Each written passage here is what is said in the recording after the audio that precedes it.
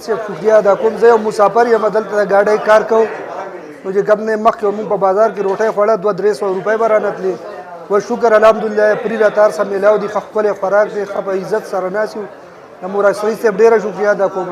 عمران خان زنده‌باد. دلته کې داسې غریبانان خلک وي چې زموږ سره به پیسې هم نه وي. داسې خلک به راغی چې هغوی نه به مونږ پیسې قرض کړي دي د هغو نه به چې مونږ به دغه کې ډوډۍ خوړه په هوټلو کې زمونږ به چې چولې به خوړې هم 100 روپۍ به یې زمونږ نه اخیستې. الحمدلله دلته کې مراد صاحب صاحب الله کامیاب کړي. دلته دا د غریبانو خلکو دپاره چې دا چې کولاو کړې ده ننګرخانۍ کولاو کړې ده او دلته پکې غریب خلک ډوډۍ خوري. موږ ډېره زیاته شکریه ادا کوو که لک لک شکریه ادا کوو د الله رب العزت ما والله شکریه ادا کوو او بیا د مراد صاحب شکریه ادا کوو. په دې کې لک لک شکریه ادا کوو دا پې کمه ده ولې چې د غریبانو سره د مدد وکړو. نمبر زمونږ په دې کابل کې ننګرخانه سټارټ شوه الحمدلله. زمونږ د ګاډو والا موږ په خپله ټول کم کسان چې ناست دي دا ګاډو والا دي جی او زمونږ 200-300 روپۍ د ټیم خرچه به کېده الحمدلله هغه موږ ته بچت شوې. موږ د مراد سعید او د دې کابل د پوره انتظامیې شکریه ادا کوو. موږ د دې کابل اوسېدونکي یو او سوزکۍ چلو څه مزدوري نشته دی او 200-300 روپۍ به روټۍ لګېدې او شکر الحمدلله مراد سعید دا ځای ویستی دی او د هغه موږ ډېره شکریه ادا کوو چې په دې کې ځان نه پرې ډوډۍ خورو هغه 200-300 موږ ته بچت کېږي او ډېره مهرباني او د هغه ډېره زیاته شکریه ادا کوم. زه د مراد سعید صاحب نه ډېر غټ شکرګزار یم چې دا یو ډېر غریب خلک او د دې بر علاقو نه به راتلو تقریبا په هوټل کې به د 400-300 او د 450-500 پورې یو کس بل په هوټل کې به داسې یو صحیح ځای هم نه و د ناستې او دا ننګرخانه کولاو شوه. ډېر ښکلې کانه ده پکې او ډېر ښکلی مطلب دا دی چې د هغو موږ ډېر غټ شکرګزار یو.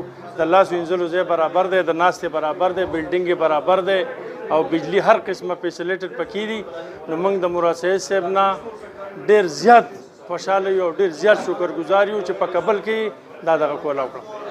زه چې د تحصیل کابل اوسېدونکی یم او دلته دا رشکه چلوم بس غریبوالی دی او دغه دي دلته به موږ په هوټل کې روټۍ خوړه 300-400 روپۍ به زموږ نه په هغې باندې لګېدې. اوس مراد سعید صاحب دی الله خوشحاله کړي دلته دا ننګرخانه کولاو کړې ده نو موږ خوراک کوم توکې کوو او دغه دي دغه 300-400 روپۍ موږ ته بچت کېږي. دا زموږ دپاره ډېر یو سهولت کار شوی دی او ډېر یو ښه کار شوی دی. د دې الله پاک هغله عوض ورکړي. ګاډو اوسېدونکی یم ما په هوټل کې روټۍ خوړې ځم تقریبا 300-400 روپۍ لګېدې. مراد صاحب دی الله پاک عزت ورکړي هغه دا ننګرخانه کولا وکړه او خیر یې خوشحاله کړي. نو اسې رالو چې دا انتظامات یې وګورو یقینا قابل ستایش او قابل دید چې په دې کې دلته د کمرېړو والا مزدورکار خلک باغونو والا خلک دي راځي ډېر د صفایي زبردست انتظام دی. نو پکار دا د ماشاءالله الله دې له توفیق ورکړي او نور هم ځای په ځای داسې په بازارونو کې د غریبو خلکو دپاره دا انتظام پکار دی. په د سوشل ډسټنسنګ پکې هم خیال دی کانه هم ډېره لذیذ د سالن تاسو دا کتی شئ او ډېره شکریه.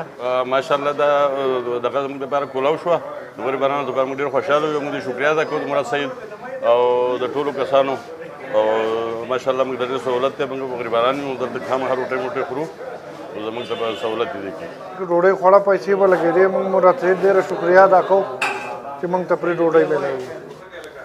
موږ د دې کابل اوسېدونکي موږ په هوټل کې ډوډۍ خوړه. اوس مراد سعید دی الله پاک خوشحاله کړي دا ننګرخانۍ زموږ د غریبانو دپاره کولاو کړه. موږ د هغوی ډېرو شکره ادا کوو. موږ چې دا ننګرخانۍ باندې ډېر خوشحاله یو. اول به په پیسو باندې ډوډۍ خوړه 500-600 روپۍ به رانتلې او اوس دلته کې مراد سعید صاحب مهرباني ده چې موږ ته دا کولاو کړو او الله دې خوشحاله کړي چې زموږ دپاره یې دا کولاو کړه ننګرخانه پرې. په 80 کال کې دا ولنې ننګرخانه کولاو شوه او په دې باندې ټول غریبانان دکانداران او دا غریب خلک به ټول دلته راځي او ښه په قلاره به ډوډۍ خوري ښه په عزت سره او په دې باندې موږ د مراد سعید مینې صاحب ډېره شکریه